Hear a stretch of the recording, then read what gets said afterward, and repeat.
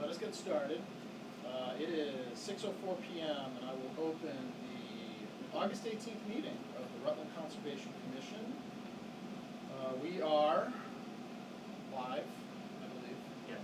On local cable. We are being recorded on YouTube, for YouTube as well, for anybody who's doing pleasure later. And we are at the Town Hall Annex building. We do have a quorum. In the room is myself, Brian, Mary, Tim, and George. And we have David online, and then Tamika as well for keeping us in line.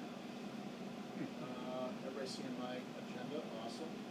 So let's start with, first item on the agenda will be acceptance of our meeting minutes from our August 4th, 2026 meeting. And pull those up.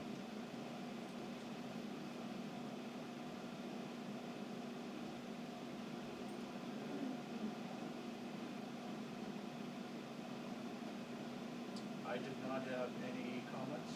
I didn't hear this motion to approve as is. Got a motion to approve? Second? I'll second, sir. Brian seconds. Any discussion? All right, we'll do roll call. David, we'll start with you. Aye. Bunch. Brian, what were you? York and I. Mary? Tim? George? Farrington, aye. And Gentilucci, aye. All right, meeting minutes approved. There we go. Okay. We have, next item on the agenda, request for certificate of compliance for 311 Pleasantdale Road. Okay, that's for you, right? Yes. Okay. So- And I know we had a couple of outstanding items. Did you have an update on those for us? So I got the email from Tamika Yep. asking me to add something to the plan. Yes. I sent it over to Julian. He's on vacation. Okay. He won't be back till Friday, so he'll get that done. I'll get it to you for the next one. Okay, okay. And I think, what were the other things? And Tamika, remind me if I'm forgetting anything. I think we also needed a letter from the engineer and I think a copy of the deed recording, right?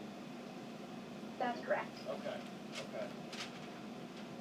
Oh, and Jared, we also needed an update to the plan to show the 100-foot and the 200-foot riverfront, I believe. Yes, Clea mentioned that. Julian will take care of that when he's back from vacation. Oh, Yeah. I'm sorry. The audio's a little tough on Zoom, so it's hard to hear when people are talking, so I'm sorry to repeat myself. No problem.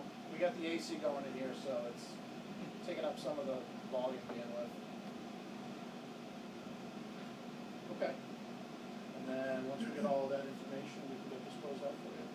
Excuse me, update plan, letter from engineer, and And the other item was, hold on, let me pull it up. It was there was a requirement to get recorded for the deed. It had to do with the riverfront area.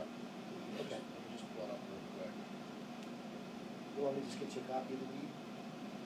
Yes, that's all we need. Okay. It's just confirmation that got recorded. Just double check that. Letter from the engineer.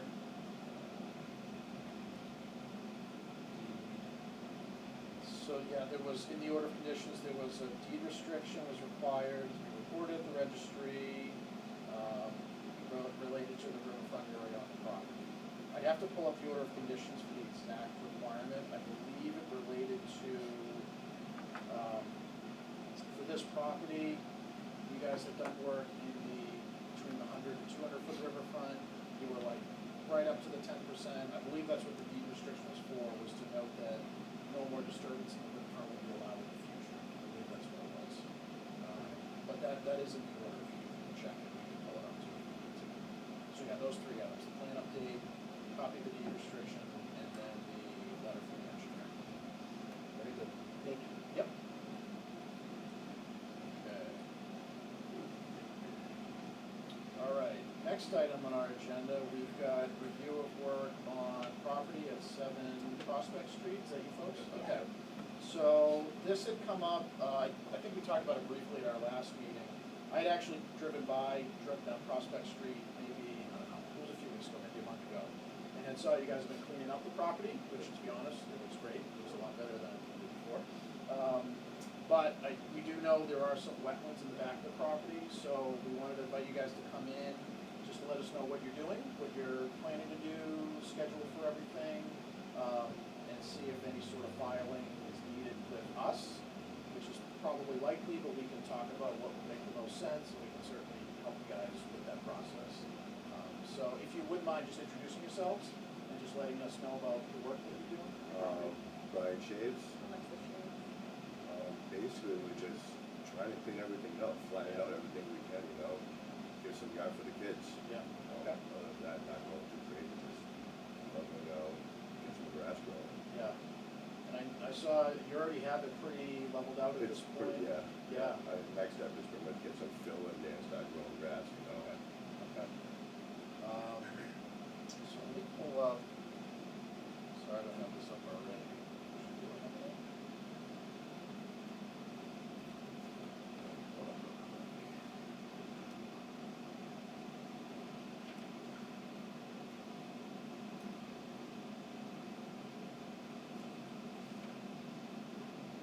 So there is, and you guys probably know this since you live there, there is a pond out in the back part of your property. I think it actually straddles the property line with your neighbor behind you too. And, so, obviously the pond itself is a resource area. I know this might be hard for some people to see. The GIS map, you can see it shows some additional wetlands around the pond as well. GIS maps are not the be-all, end-all for where the wetlands are. You know, they give us an idea, but it always needs to be verified in the field. They can be larger, they can be smaller. But at least knowing that the pond is there, and last time I checked this, even just going off the edge of the pond, I think most of your, well, maybe not most, but a good amount of your front yard, or the side yard, is in the 100-foot buffer zone. At least a portion of it is. And that's where our jurisdiction falls in. So any work within 100 feet of a wetland would fall under Conservation Commission jurisdiction.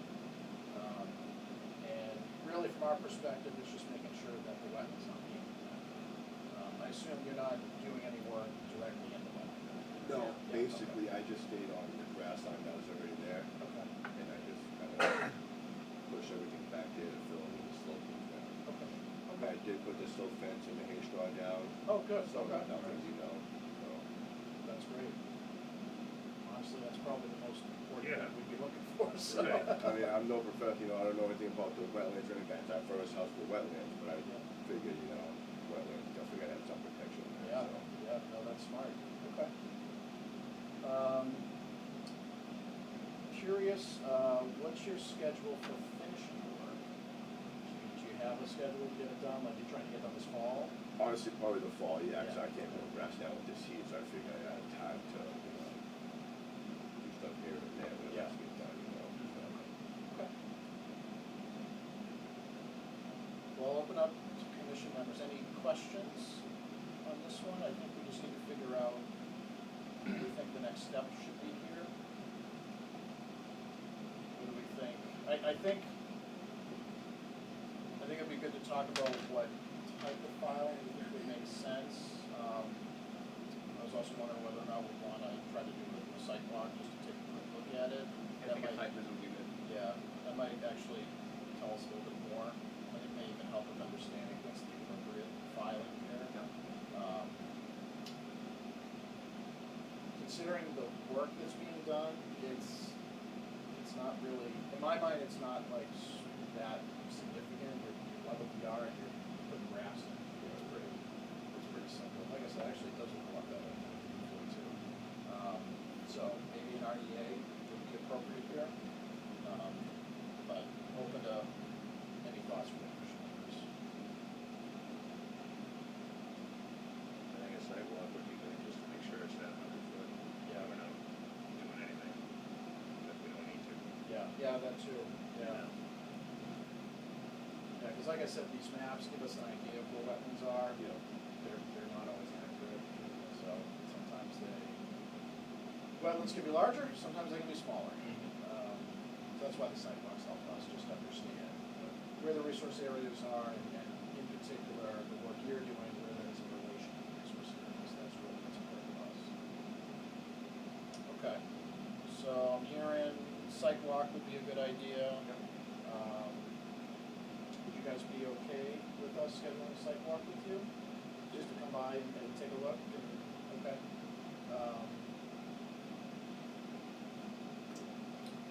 I'll start with just commission members about availability, trying to figure out, is there a particular day that's best for you guys?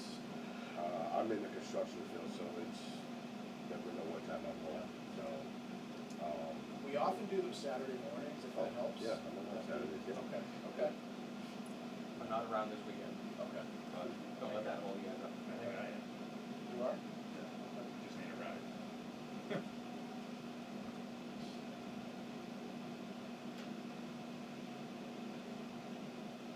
I'm not here Saturday morning, Saturday. Sunday. Okay. How about you, Tim? Are you 50/50 Saturday? I'm here. You here, George? Yeah. Okay. You can pick me up. I think actually this Saturday looks better for you than next Saturday. David, are you around on Saturday morning? Yes, sir. Okay. Does that work for you guys? Saturday morning? Any particular time work better for you? 5 a.m. Beautiful. Don't wake the kids up. I'm gonna object to that. What did we do last? 9:30, I think. 9 or Was it 9:30. 9:30 we did last time? Yeah.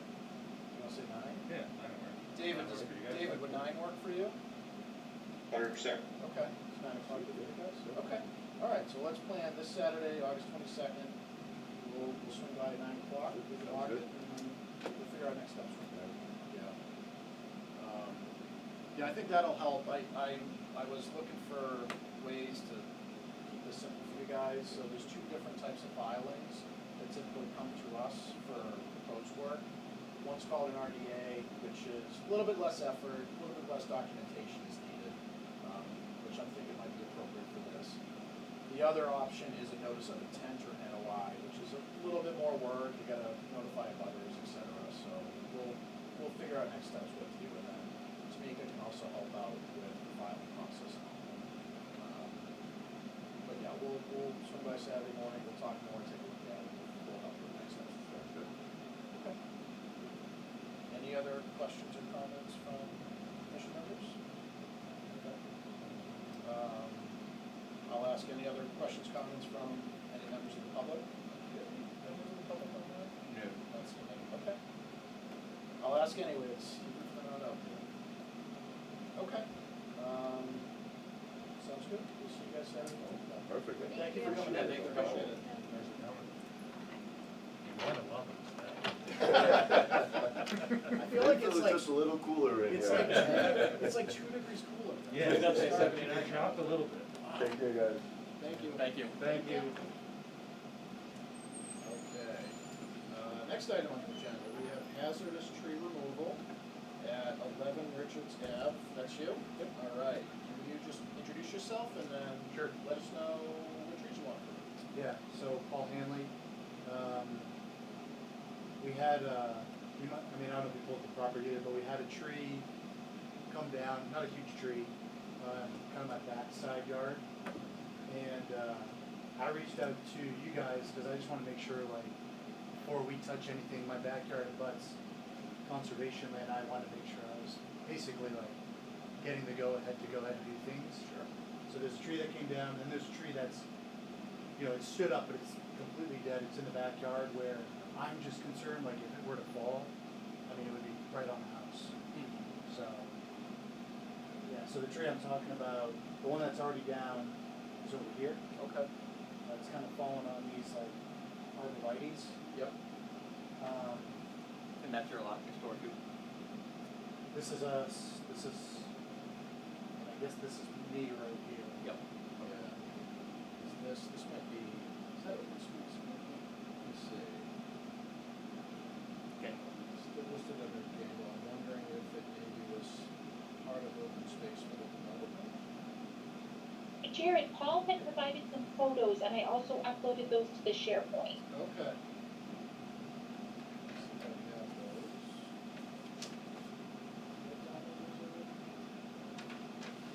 Yeah, I had a guy come out and look at the tree, and from experience, he was like, you better just reach out, just in Yeah. case. Yeah.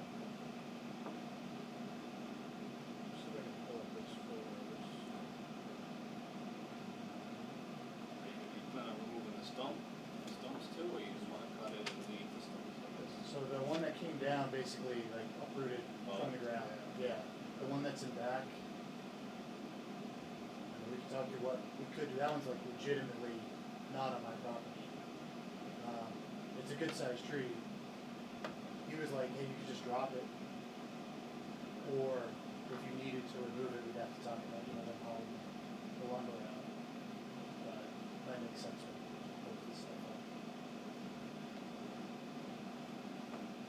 Okay, yeah, so this is the one, like, so this is my, there's actually a fence here, it's completely overgrown, but that's my property line here. This is that tall tree that's standing, but it's effectively completely dead. The picture doesn't really do it justice, but it's probably a 70-foot tree, and my house is like right here. And that's probably 30 feet back into the. Like you can tell me if I'm wrong. I thought it was conservation land, but I guess it's not.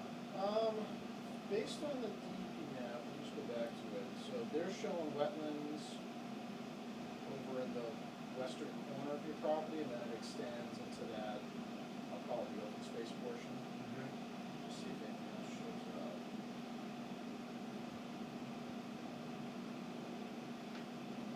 Yeah, it does show there might be a stream running through here.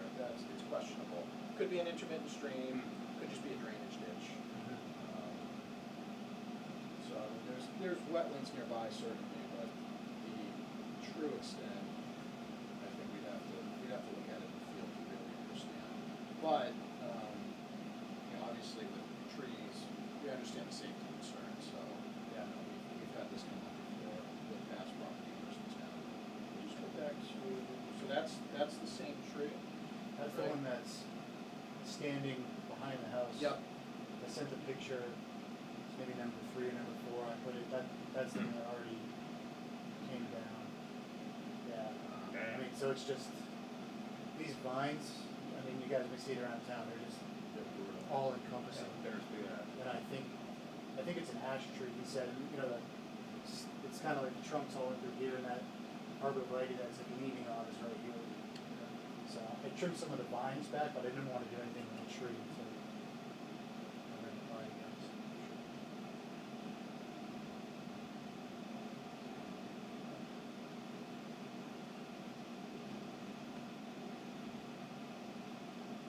With the tree that's still standing, the dead one, that's it's in the backyard, right? Okay.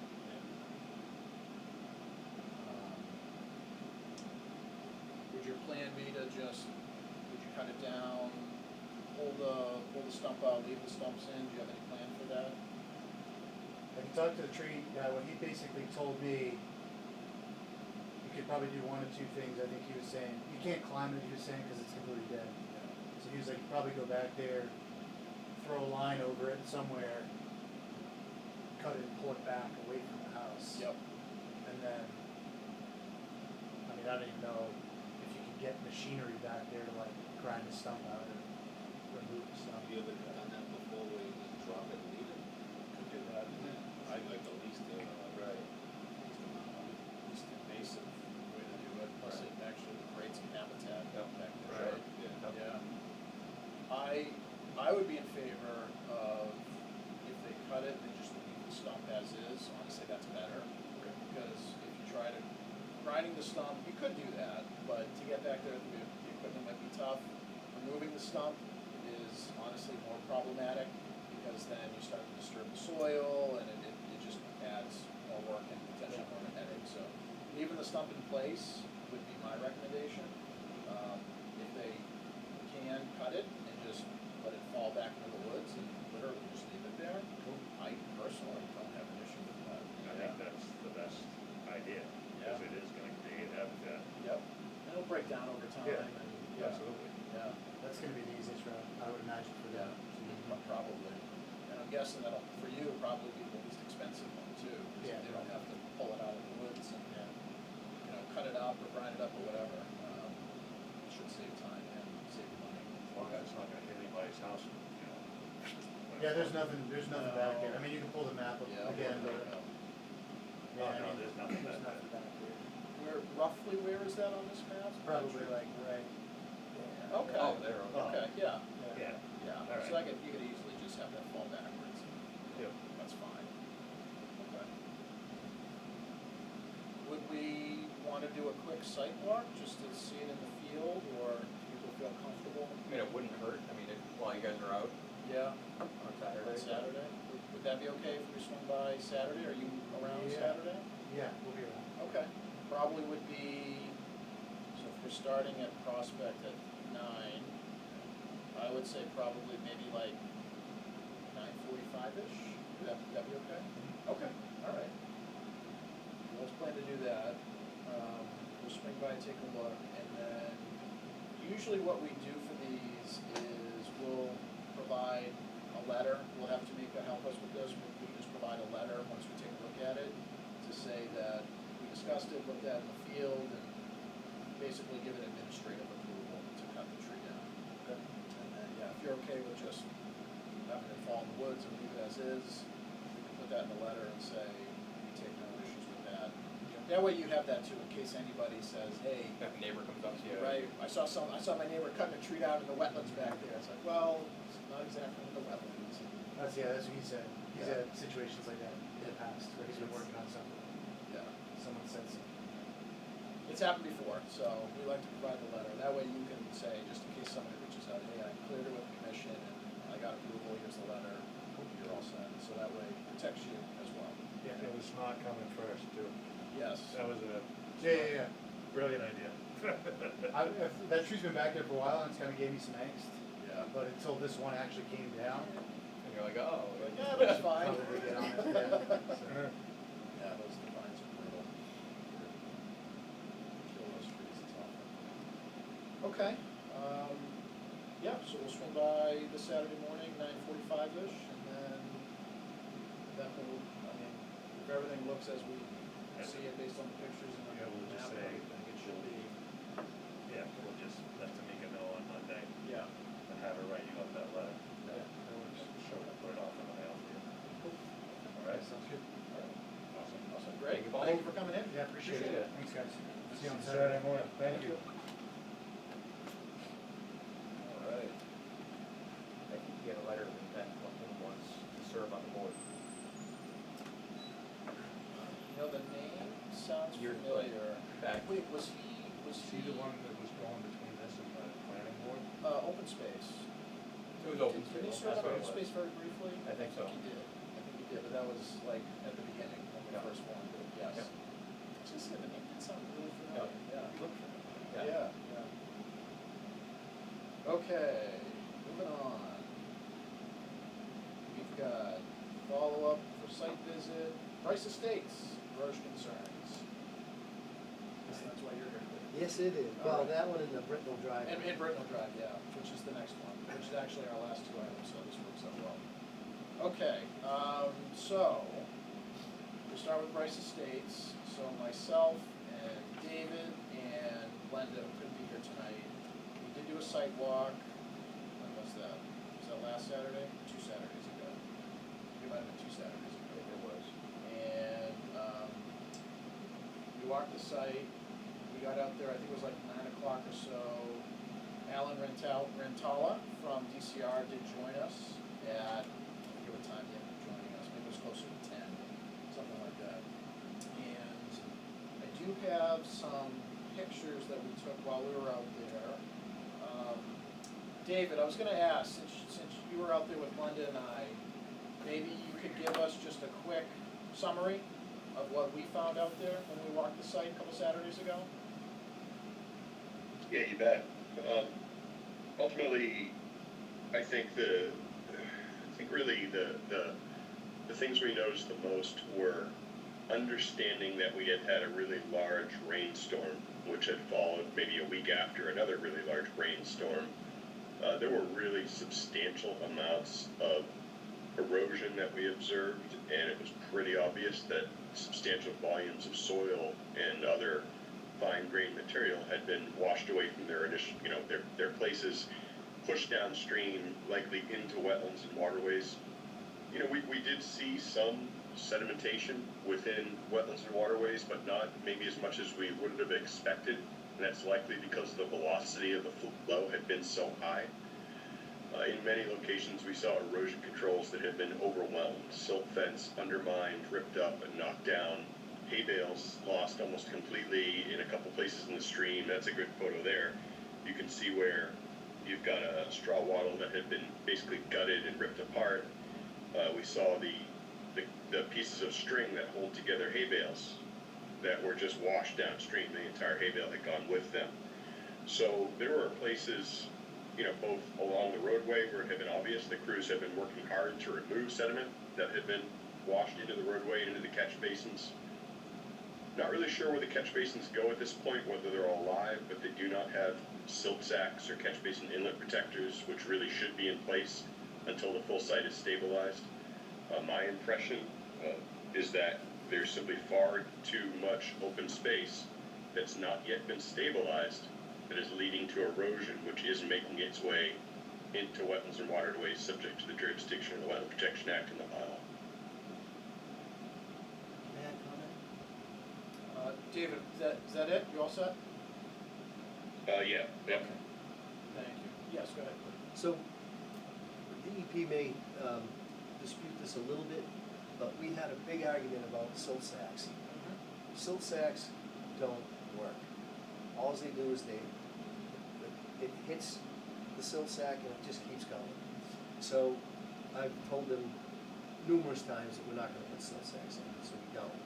And they kind of agreed, but Rebecca would probably say they didn't, but, so anyways, the idea here was, and I don't know, have you seen Chris's report? Yes, we did get a So- copy of that. This, you guys were out there, we've done significant amounts of work since you've been there. I mean, I can tell you that we just now today, or tomorrow morning, we'll have finished raising and livening up all the catch basins. So that'll be done by tomorrow. All of them, some of them had to be brought up to grade, the ones that we had live, and the others had to be actually opened up, they were still under the hay. So we did all that, that's all done, and hopefully by the end of the week, we're gonna put berm all the way down the street. So even where there's driveways, we're gonna berm it, so it's gonna be fully bermed. So all of that water, the water that's coming into the street now is gonna stop, and then the water that's in the street's gonna go in the catch basins, into the big detention pond. We have a big detention pond there and a small detention pond, they're not permanent, but they're to take care of the silt. The smaller one on the right-hand side is eventually gonna be an infiltrated gallery. So what we've done is, that's all piped, and it goes all the way to the detention pond in phase 2. If that fills up, it will go into that, it'll overflow into that pipe, into the detention pond. So now, any of the water that gets to that, and some of it comes from the drainage, is gonna get over and into that detention pond.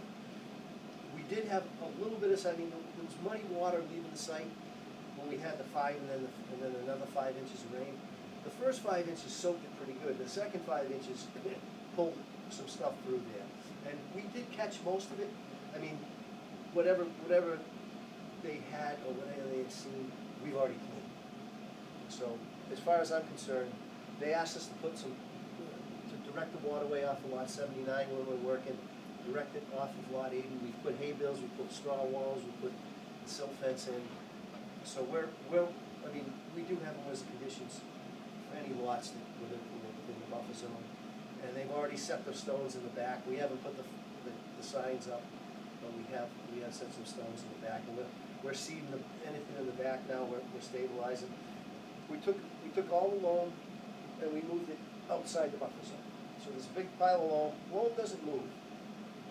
Gravel and fill, clay moves. But loam, usually hits it all the line, but it doesn't go in big piles like that. So we've got that pretty much stabilized. Anything that was on that side of the road that was near the wetlands, it's all been moved out. We've been working there. You guys been there for 2 weeks. 2 weeks ago, we've been there every day with my crew. Has been there every day, just getting all this work done that Chris laid out on his plan. So I'm pretty sure that if you guys went down there and took a look at it, I mean, other than what we're doing on the lots, which we have to do, hopefully the curbing will stop that, and, like I said, we're all forced to get this done. We're almost there. I don't know what else to say. I mean, if you guys have any questions, I'm happy to answer them. I'll open up to other members. I got a few thoughts, but I'll defer to others if you have any questions, comments. I wasn't there on the sidewalk, and I can, I'll kind of speak towards what you're talking about with the berm, familiar with a lot of that stuff, but what kind of berm is it? It's just a regular berm that's gonna be Cape permanent. Cod, like It's a Cape Cod berm, I guess. The Cape Cod berm, you could run through the driveway and leave it in, because you can pretty much drive over that. Yep, that's my plan. Even if it's the last thing you do is cut the berm out and finish the driveway, but, so that berm should be able to stay. I don't know, I can't say how much that's gonna help, but it's not gonna hurt if your catch bases are all tied in, so I would somehow wanna see that Cape Cod berm stay That's what, it's the permanent berm. right through the driveway. Yep, that's our plan. And then the silt sacks, you know, they do a good job. If it's not catching anything, what's the problem with putting a silt sack in? Well, the problem is that it's not catching anything. So what happens is the water hits the silt sack and it just keeps going, especially when it rains that hard. It doesn't go into the catch basin. And I don't, the only way you do it. So then you'll never have to maintain it. Just put it in once and. Yeah, but it's not working though. Where's the water? You're saying the water's not going The through? water's not going through. That water, I don't care, I've from The biggest problem Shrewsbury with the to silt Charlton. sacks is that they get filled up with Yeah. debris. They need constant maintenance. You have to maintain them, you have to pull it out, empty it, dump it out, and. I put it poke back. holes in them. They're crazy. They don't work. Well, that's not good. No, I know, but I mean, That defeats the purpose. but they don't work, and I'm being honest, I mean, and I said that to the DEP. I said, look, everything, it happened in Holden. We have a site that has a lot of steep roads on it. They had us put silt sacks in, it ran right over the silt sacks and right into the wetland. They don't work. When you got the berm in and everything's live, all that water stays in the street. Now, we're sweeping the street all the time. The street's nice and clean. So if the water hits it, now nothing's gonna come from either side and get in the road. So we've also done, in a situation, like, we've always done silt sacks, we never had a problem with it, but also do a little stone check dam in front of the catch basin. So We that had might that be an hay bale. alternative. We had the hay bales in front of Or maybe a them, hay bale in front of and it. all it did was make the water go around the So you're catch catching the basin. sediment and the debris. It's really, That's the goal. but those catch basins have 5-foot sumps in them. You know, even if I have to hire a vacuum truck to come in, if we inspect them, it's better off the water going in the sump. You know, and now that the curbing's on, you're basically gonna have clean water going in there. Silt sacks, I've had a lot of experience with them, and all of my experience, they don't work, they haven't worked. Especially, now if they're flat, that's one thing, if it's a flat site, yes, I would agree. But where everything I'm building is, on massive slopes, they just don't work. I think that 5-foot sump plus the sedimentation ponds, and even the other other detention pond in phase 2, we've got it, in the DEP asked us to do this, we rigged it up so that we can turn it off and not let the water out. So we can leave the water in, and it's huge, I don't know if you've seen it, it's like 3 football fields. And it holds the water and lets any sediments fall out, and then we open up and let it go, and it's always crystal clear. So, I mean, those 2 storms were, 65, 70-year storms? So, you're probably not gonna see a whole lot of those. And as the houses get done and they get stabilized, we stabilize that whole back slope behind 80 and 79 and all the way down. We loamed it, we seeded it, when we started there in the spring, we hydroseeded the whole site, every inch of it. Now, a lot of it didn't take because it's not loam, but a lot of it did, so. My only other comment would be you said the loam stockpile, is that screen loam or is it, it's rough? We screened it. The screen loom should probably be seeded, right? so, because that will, screen boom, will run with heavy rains. As it might be seeded or apart. I agree with that, I agree with that, yeah. That would be, yeah, 'cause that would be like a mudslide. That will, especially for the screen.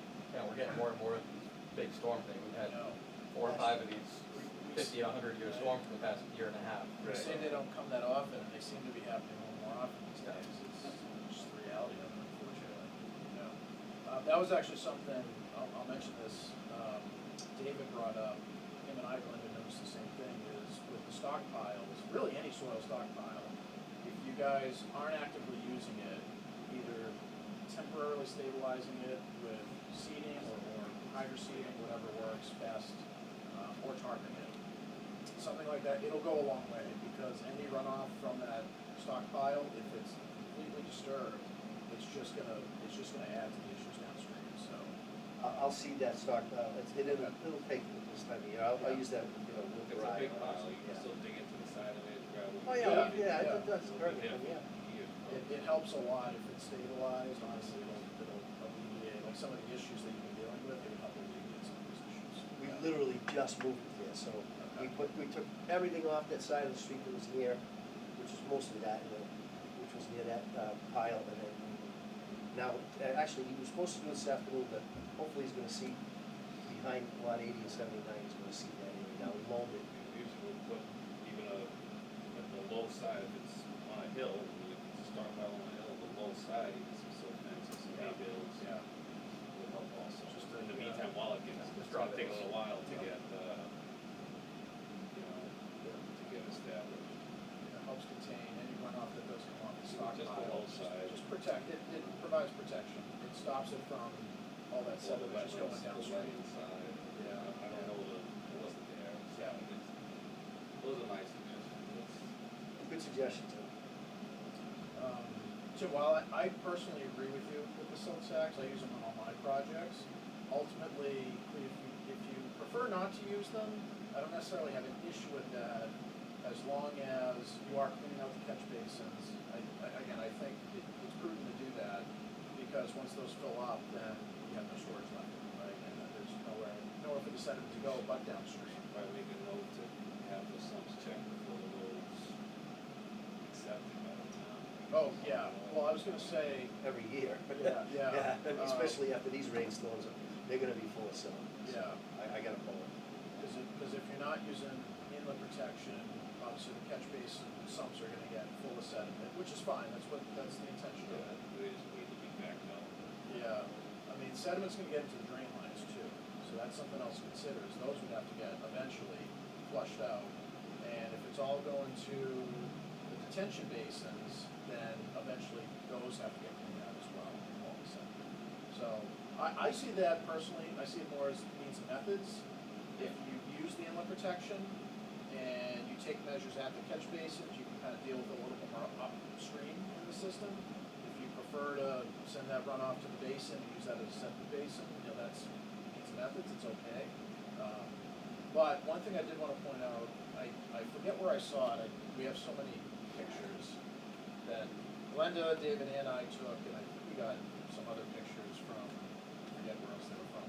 But, the basin that's behind, I'm trying to remember, I think it's near lot 77? Yeah. The one, that's just to the east of the crossing 3.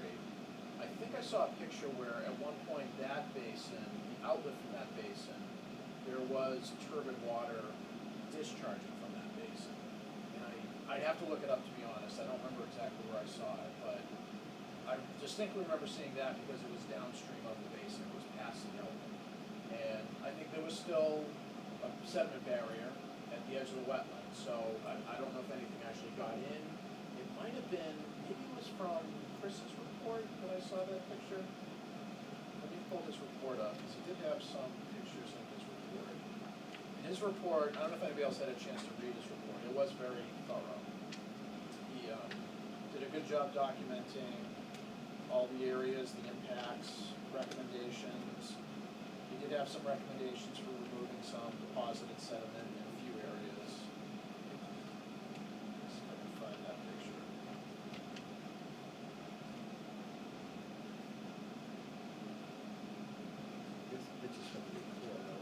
Oh, so it's this one right here, last page.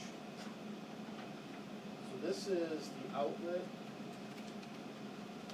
This is the outlet from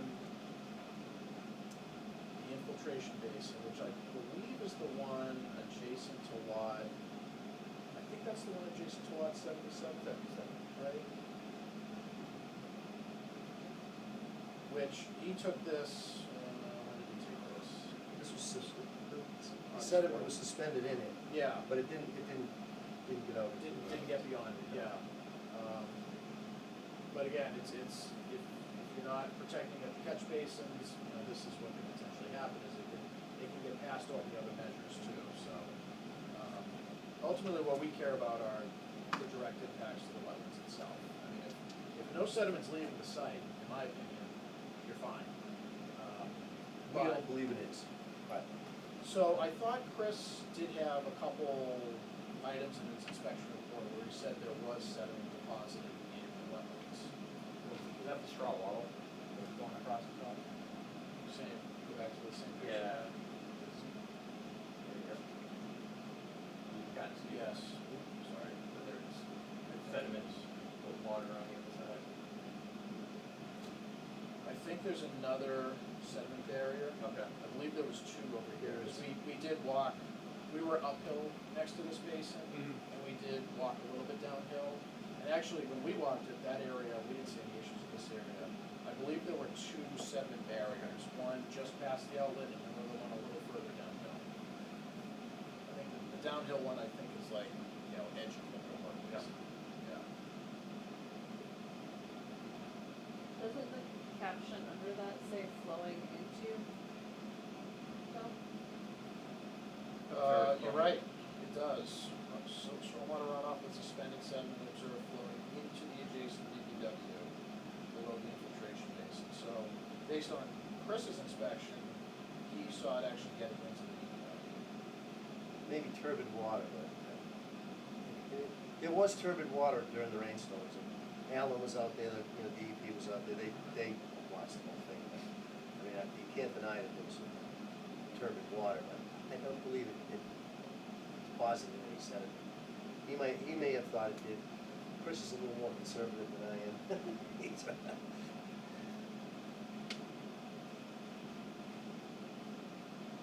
I'll have to go back and look. He did note in a few spots in his report some action items. Yeah, those have been, we've taken care of as action. Okay, so are all of those been addressed at this point? I believe they have, except for Okay. the berm, that's not in yet, but, Okay. Okay.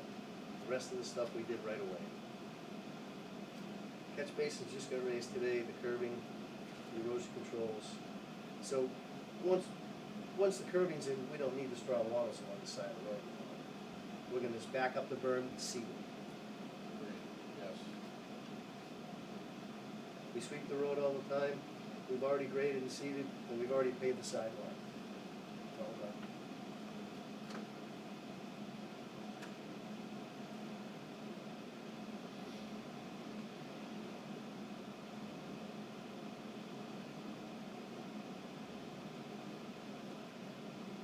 So, I'm trying to find these other items here. So there was a couple items here. These were the action items, this was his inspection report. Yep. These were the action items, this is what we did. I don't know if we got that. You had the pictures on it, I have the same pictures you do, I don't know if, We have his inspection report, 11-page inspection report. I don't think we have a copy of his memo though. yeah, that, I'm pretty sure it went to you, but maybe it didn't. Okay. No, look at, oh, that's just this week, yeah. I didn't see who he copied on, but I thought he copied everybody on the email. Tamika, do you remember, did we receive a memo from Chris Lucas? If we did, Jared, it would be in the Brice Estates folder on the Okay. SharePoint. And then I believe you can sort it by date to see which one would have been the most recent. It would be in the folder for Phase 4 Administrative Consent Order.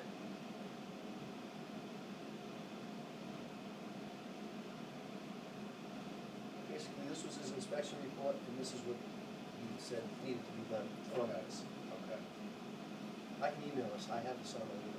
If you could, that would be Yeah, great. If you yeah. could send it to Tamika, she can send it to the rest of us. I mean, Chris's inspection report, was, like I said, was pretty detailed, and I'm assuming he basically copied and pasted into this. Well, yeah, we derived this from this. Yes, okay, okay. Yeah, so we have his August 10th inspection report, and I don't think, unless I'm missing, I don't see it there. I don't see it, okay. Yeah, if we got it, that's where I would have put it, Jared, and then, any of the other regular SWIP reports would just be in the SWIP folder. Okay, okay, thank you, Tamika.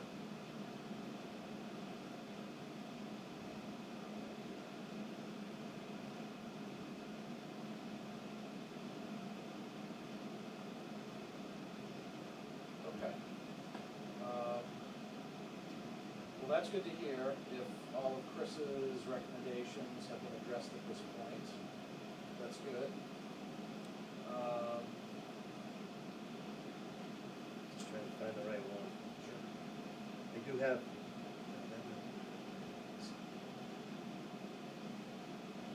I think one of the things David brought up earlier, which I think is worth mentioning again, and I think we'll talk about this on the next item too at Brintnal, is similar to the soil stockpile, is when you have these large areas that have been cleared, it's all just bare soil, it makes it a lot harder to manage runoff during construction. It makes it a lot harder for you. So any areas where you can stabilize, even if it's just temporary, even if it's just, David, remind me, you and I were talking about, I think with Glenda as well, we were talking about, for temporary stabilization, instead of doing, I mean, yes, you can hydroseed, if you're able to get growth, but there was another product, I think, Oh, yeah, Like just a- tackifier mulch, right? Tackifier, So yeah. you're using a hydroseed machine typically, but you just don't have any seed in the mix. And Yeah. tackifier mulch, it works great. It's not free, but it's important. Many times these stockpiles or areas, whether they're in the buffer zone or riverfront area or anything like that or not, if they rill and they lead to erosion that's lost to jurisdictional areas, their management becomes a jurisdictional feature. And I'll say tackifier mulch, in my experience of over 30 years doing construction site inspection, is one of the fastest ways to prevent erosion of fine grain. I think a lot of us don't care as much about the gravel or the sand. It's the fine grain stuff that when it gets into cold water fisheries, waterways, and wetlands, causes a lot of heartache for us, and it's effectively impossible to remove. So that type of mulch really does help. Yeah, we use it. okay, yeah. Yeah, I would say anything you can do to stabilize areas, it'll go a long way, it really will. It'll avoid a lot of these issues, or at a minimum, it'll at least minimize a lot of these issues that you've had to deal with. Avoid some of those headaches. Okay. Any other questions, comments from commission members? You wanna just go see this on Saturday too? Yep, we can swing by this one too. You should take a look, Take you'll a be look. happy with it. Yeah. We're out. It's been a couple weeks since we were out there, it sounds like a lot of work has been done, so, yeah, it's probably worth it for us to swing by, maybe we'll do that, that could be third. Right. On our walk Saturday. Yeah. Okay. Okay.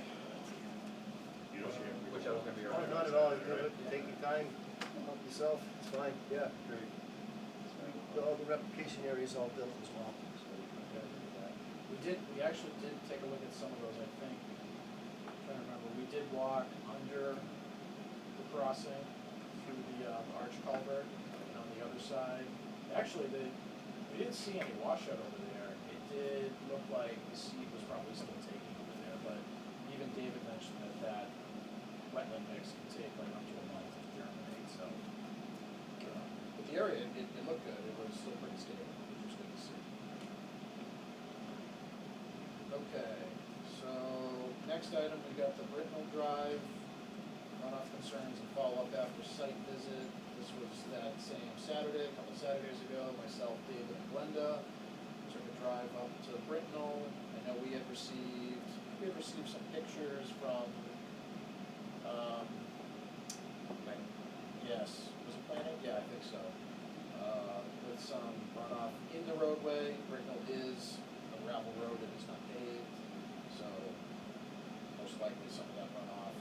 sediment was probably coming off the roadway itself, which we've seen in the past too. It was discharging in some of the wetlands off the edges of the road. And then we also took a look at, is it Hillside? Hilltop, Benny Road, up the Hilltop development, yes. How'd you like that? Isn't that pretty? Up the It's, top there? got some nice views, that's Yeah. for sure. Well, David, I'll ask you again, sorry to put you on the spot, I was gonna have Glenda do one of these, but if you don't mind, just again, doing a quick summary of the site walk that Glenda and I did that Saturday morning. Yeah, certainly. Again, we have a situation here where heavy storms, and I know it seems like every year now we get these really, really big storms. We had some heavy storms, and you've got real erosion and general erosion. There's not a whole lot of that site that is stable. Fundamental characteristic of that whole site is, unconsolidated soil that's been graded, and that leads to the potential for erosion. So the basin was holding some water, it's clearly collecting some sediment, which is good, it's doing its job, but what you could see was that perimeter S&E controls had been in some cases overwhelmed. There was some deep rilling, there were some pretty deep deposits of fine-grained sediment that had come up into the low areas against the sediment controls, but there's pretty substantial amount of sediment off into the woods. A lot of those woods are uplands. It's not, jurisdictional, but we managed to follow sediment, through the woods into a jurisdictional wetland area. Got photos of it. There was clearly fine-grained sediment that made it to the BVW and is settled in there. It's not an easy situation to resolve. Again, removing fine-grained sediment it's next to impossible. There's no access to the vehicle. Again, I think this is similar. The answer to preventing this type of erosion is ensuring that we don't have multiple acres of unstabilized soil on a construction site, because perimeter erosion controls will not control erosion from leaving the site in those instances. If there's a need to have, multiple acres of unstabilized soil, then construction phase BMPs like settling basins, swales, and channels that collect and prevent sediment from going into an area you don't want is what you need. But straw wattles, hay bales, silt fence, even those wood chip berms are not going to prevent sediment from leaving the site. I'm not familiar with what you're talking about where sediment went out into the woods. I don't know, I didn't know that, but as far as what happened on the street, Brintnal Drive, there was a whole lot of other areas contributing to that other than me. George Jones's house was right next door. It was coming down his driveway. What happened is there's a subdrain in that road on the right. If you're driving towards Palmadussit from Campbell Street, there's a subdrain in the road right in front of George Jones's lot where that steep grade is. There's a lot of water that comes out of that. When the town put it in, well, twice, water just ripped through there, ripped that up. We've replaced it twice. So with that, all the stone on the side of the road, Chris had us put that in there. There's, on this area right here, but when you said the site wasn't stabilized, those slopes have all been stabilized. We need to put a berm in here, and there's no berm at the top, it's country drainage. So this swales runs into the detention ponds, and it's designed to hold, 100-year storms. There's two massive detention ponds up there, I don't know if you saw them, both sides, and both of them are fed by swales. So, I would agree with David. Maybe I should hydroseed that area up there, and that would probably solve a lot of that. But once I put berm here, the catch basin down the bottom's open, but there's another catch basin, there's a damn telephone pole right where it goes. So as soon as National Grid goes up and moves it, I'll put the other basin in, raise the other basin, and then there's another set of catch basins right at the top of the hill, so to catch the water as it comes down. Those are being opened up now. And then, so this area that creates that big fast runoff, that'll be gone. And then up the top, I didn't know that, did it come from here, or did it go down across the street from here? Up at the top of the development? Yeah, is that where it got to the BDW? Because I didn't know there was any wetlands up there.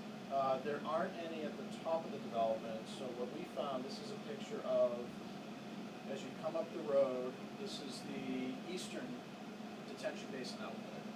And we noticed the basin, David mentioned, was holding a little bit of water and had some sediment, but again, that's fine, that's what it's made to do during construction. We ended up walking around the lower edge of the basin, and we actually ended up going down the hill first, then came back up, and then when we saw this, we said, okay, that's where all the sediment's coming from. We found a lot of sediment beyond your perimeter sediment barrier, going down the hill a few hundred feet. Now, It was a line for sure. yeah, I mean, it was coming directly from this outlet area. I mean, you can see Yeah, there's some silk in there, yeah. this little settling basin at the outlet. Let me see if I have a better picture. The outlet pipe is just to the left. I'll probably have a better picture on one of these. There we go. So that's the outlet from the east basin. Obviously, some sediment collected here. Again, sediment here is fine, it's still on site, that's not a problem. It did start to wash this out. You can see there's definitely a lot of runoff coming along the edge of that wood chip berm, and it started to wash it out through here. Again, we're inside of the perimeter sediment barrier, so this in and of itself wasn't a big deal, but it's what happened, what was causing this continued down the hill. And it basically, I don't know if I have a good picture of where it, you can see it here, that's where it started to erode this edge here. And I think it either hopped over the sediment barrier, or David, remind me if I'm misspeaking. I can't remember if there was an actual breach in the sediment barrier. I think it might have just hopped over at some point. And when we walked down this hill, I mean, the closest wetlands were way down the hill. We're talking 300 feet down the hill, I think it was, 250, 300 feet. We found very, very trace amounts of sediment in what looked to be a wetland resource area. Trace to the point where you can barely see it. So like nothing needs to be done down at the wetland itself, but there was a lot of sediment deposit down the hill in the upper area. And when we walked back up the hill, we realized, oh, this must have been where it was coming from. Actually, I don't feel so bad about that. When you say there's trace amounts that only trace amounts got to the wetland. Yeah, the wetland itself honestly looked fine. I thought at least it was traced to the point where we could see it, but it was a very, very thin film. And I don't think in the end anything needs to be done to the wetlands itself. The vegetation looked fine. It'll continue to grow, and eventually it'll probably wash out that thin film. So, But this have to be cleaned out.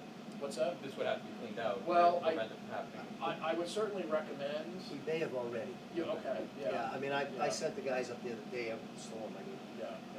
so we may have, it may have got that done. Because I'm guessing this is probably what happened in the initial part of the storm. This filled up and the water just had nowhere else to go, so it just continued down the hill. And all the sediment that this was collecting, it could only collect so much. And then eventually sediment from the basin was just bypassing this little discharge pool here and started to go down the hill. And there was quite a bit of sediment deposited down the hill. We saw several areas where it was very, very evident. Again, those are upland areas, so. Yeah, but still, I mean, I don't like to, it can move from there in the next rainstorm, so I mean, Right. I hear what you're saying, I don't know, we try to protect it, I mean, we. Stop it now before it becomes a problem. Yeah, Well, I agree. You know, like I said, it was, whatever it was, 250, 300 feet down the hill, all the way at the bottom is where the actual wetland is. The impact was, in my opinion, very minimal, but if this were to be left this way, you got another big storm, it could impact it again. Yeah, I would agree. And it could be worse, you know, yeah. And I'll just reiterate what we talked about in Brice Lemon and what David said for this one too. And I know we have some pictures. There is a large area on this site that is just, cleared, wide open, and just bare soil. And I know you have these basins in place, and in some areas it looked like it's graded so that the runoff will go to the basin. Certainly what gets into the swales on the edges of the site, that's definitely sending it in those directions. But again, I think if there's ways that you can just temporarily stabilize areas, it will help you a lot. It'll minimize these types of issues, because if you keep sediment and the soil where it is, up at the top of the hill, you won't have so much of it getting into your basins, getting past your basins and going down the hill. So just something to consider. Again, No, I agree. the impacts that we saw to the resource areas, like I said, were very minimal. I don't see any action that's needed at the wetland itself, but we wanted to at least make you aware that we did notice it. And we will walk back up, we realized, okay, this is where it came from. And if you have open, like any planned open space in that area, if you leave it just bare to the wind and the rain, you'll never get anything to grow, and you'll have to bring in Costco. Yeah, It'll all get washed away. that's kind of a unique site. It's made up of all floodlands. But, so, and they're all, they all have the 200-foot, but some of them go way back where the building line was. So the town doesn't really have anything that would be like a common driveway for that long. It's only 500 feet, I think you can do for a common driveway, or 300 feet. And you can only have like 3 lots on it. So I actually filed for a subdivision there. Yep. But it's basically just the driveway, and those are all front lots, all estate lots. They're all 10-acre, 5-acre, and 15-acre lots. Everybody kind of liked that, I could have put 34 lots there, I could have put 34 houses on that. Oh, With that much land, right, so I put 9. Nobody said good job. Was it, I'm just curious, was it all wooded before? Yeah, it was beautiful, yeah. Okay. Yeah, and I actually ran water and sewer up there, so. Yeah, we no noticed septic, the no hydrant. wells, no nothing. Yep. So, obviously this is well after the fact, but if it had been possible to not just clear cut the whole thing, and I know this isn't always, it's easier said than done in some cases, but if you're doing, say, estate lots, houses are further back, if you can maintain some of those trees and wooded areas. Help with the erosion. Exactly, it would help, because we can see here, like, it is a pretty big area up at the top of the hill, and it's just bare soil.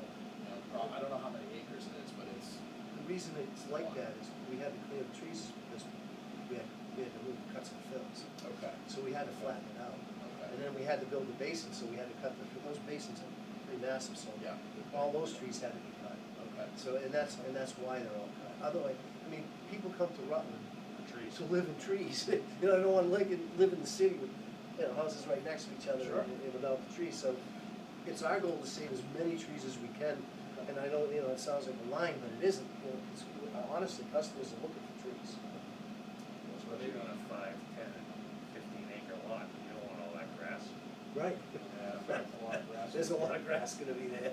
Along with that, I think, seems to be the theme is the more open, disturbed soil, if you can get a tackifier down on that, it's mares that you're not gonna be in there until the winter or something. You can bring that guy in once and get some tackifier down just to help prevent it. And you can kind of keep that in mind too. I'm gonna try to hydroseed it. Yeah. Of course, we're gonna spend $1 billion. You can do just If you're not gonna be in there for a while. permanent stabilization. It's going on the market. It's Yeah. going on the market, so we'll, hopefully, cut some houses. We sold, lot 10 and lot Maybe 9. the price limit, in general, I Yeah, guess. yeah, I hear you, yeah, Just yeah, to keep yeah. that in mind, It helps a lot. It Yeah. really does. I can understand the clearing, clearing. Yeah, it is what it is. Yeah. Like, You that's, can leave them for, but yeah. It creates a lot of runoff. Obviously more than what came off the lot before when it was wooded. Creates more runoff, it's a higher rate of runoff, higher volume, but, all of that is fine, but then it's also carrying all the sediment from the bare soil. That's really where you start to run into the issues, so. Yeah, if you can do permanent stabilization in the area, it's even better. Right, just get them stabilized as quickly as you can, it's more area where the rainfall will just infiltrate, and you won't have as much runoff, and you won't have nearly as much sediment runoff, and that's really the key. Is if you can have all clean runoff, then you're good. There's really nothing to treat, nothing to take care of. People are big on pollinators too, so throwing a little bit of a meadow back there wouldn't be such a bad idea. But those are all lots, so Yeah. no open space. Yeah. The meadow mix is nice too, because you don't have to mow it all the time, right? up my house strip, and I was telling Brian, I'm turning my house strip into a pollinator garden. Yep. And right now, there's so much partridge peat that's ground cover.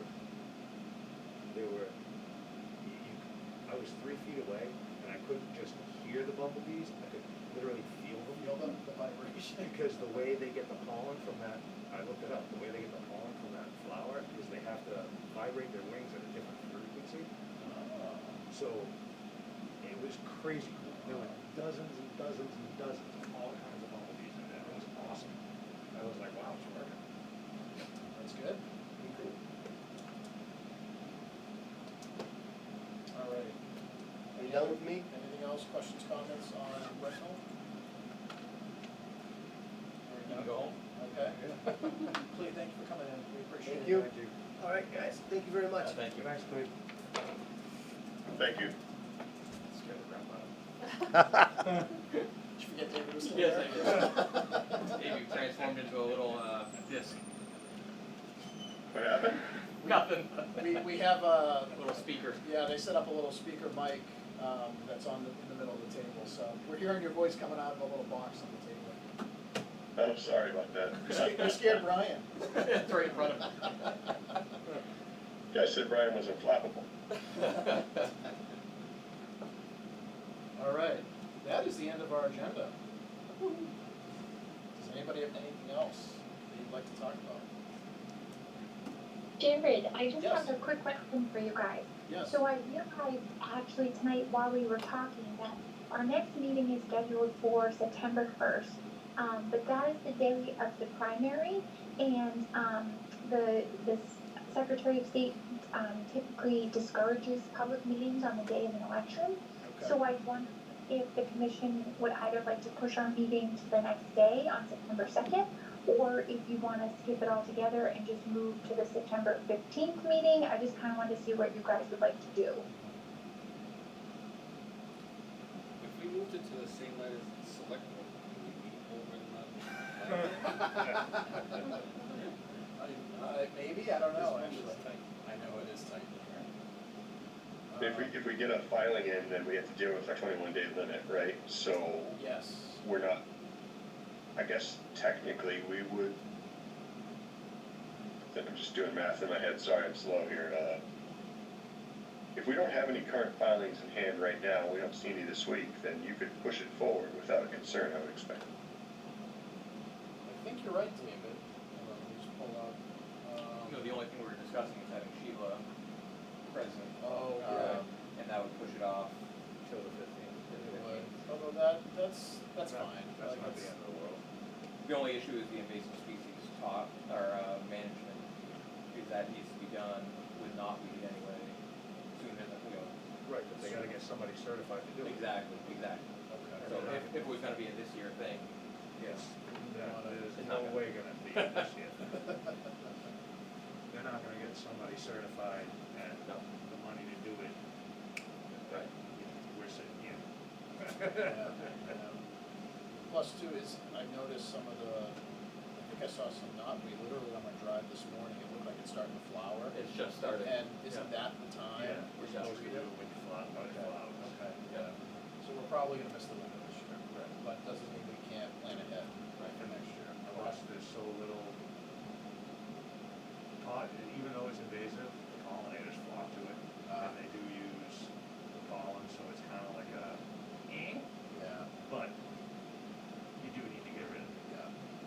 No, it's, But to try it, it'll never happen this year. not this year, okay. Well, And I'm the plant guy. Plant man. Right, so,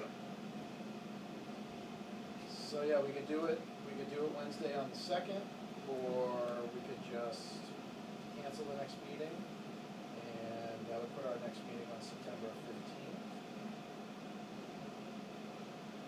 Anybody have any preferences? yeah. Neither. Yeah. What's today's date? Today, Today's the 18th. today is the 18th.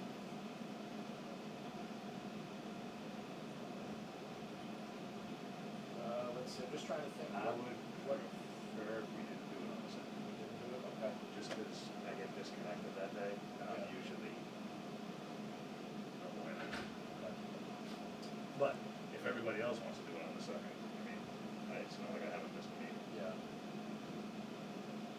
So the only items we would probably have on the agenda, if Lee gets us all of that information for 311 Pleasantdale, we could potentially review and vote on that certificate of compliance request.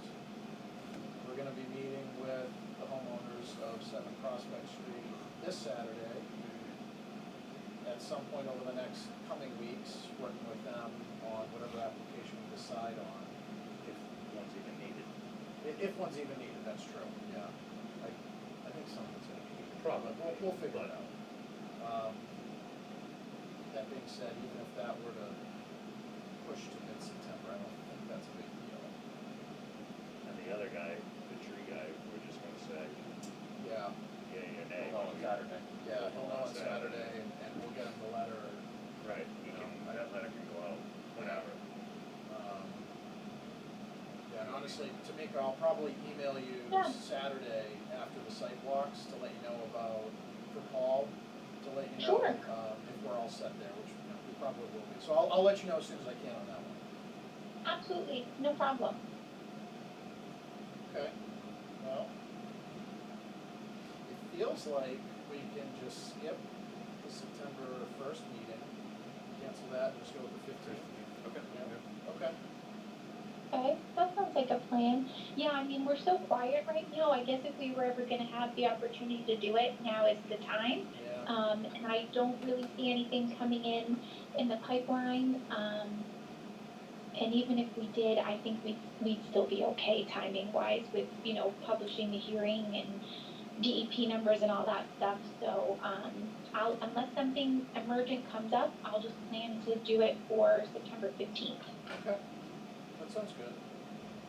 Okay, thank you guys. David, remind me, the 21 days, you just brought this up, that's business days, right? Sorry, that's calendar days, right? 21 days is calendar days, yeah. Calendar Yep. days, okay, yeah. Yeah, so Yep. if we worked our way The back. state does a nice job of mixing it in their different regulatory programs, right? So when you see like 15 days, it's typically business days, and if you see 21 or 30, it's calendar, but in this case, calendar days. Okay, thank you. Yeah, so working our way back from September 15th, 21 calendar days before that would be August 25th. So, yeah, unless we were to get a filing like this week, I don't think we'd have an issue with the 21-day limit for opening the hearing. I just saw that on August 1st, I'm gonna be at the Leicester Concom anyway, so I'd be missing that one. So, you guys can all say a prayer for me, because it's gonna be a long night. Well, sounds like fun. Yeah, National Grid's been causing all kinds of problems for us out there, so. Oh, boy. All right. Okay. Do we have anything else we need to talk about tonight? I think that we got the approval to move forward with the bird banding at Oh, Glenwood. yeah. So that'll be a fun event. That was, I know I wrote it down. 26th. 26th. They're gonna be having another, invasive removing day at the library, so Oh, okay. they already did it once, they cleaned out quite a bit of bitters. Okay. That was really good, and they found something called, like, black spotted wart, or something like that. It just That sounds. much word, I think, or Yeah, something, or, it yeah. just sounds terrible. Spider wart. It does. Yeah, yeah. We've got it in our yards too, in our neighborhood. Really? Yeah. Awesome. Alright. So, but they, I got some pictures that I gotta get put up on, interweb. Is there a date set for that yet? Not yet. Okay, all right. Let us know once Yeah. there is. Yeah. Okay. All right. Well, if there's nothing else. Motion to adjourn. There it is. I'll second. Second. Assuming no discussion. Okay, moving on. Roll call, David. Aye, Clinch. York and I. Larry. Keenan and I. Barrington, aye. And Jen Salucci, aye. We are adjourned at 7:19 PM. Thank you, everyone. Thank you. Bye, friends. We'll see you next Bye. month. Thanks, Take Mika. care. Bye. Thanks, David. Bye.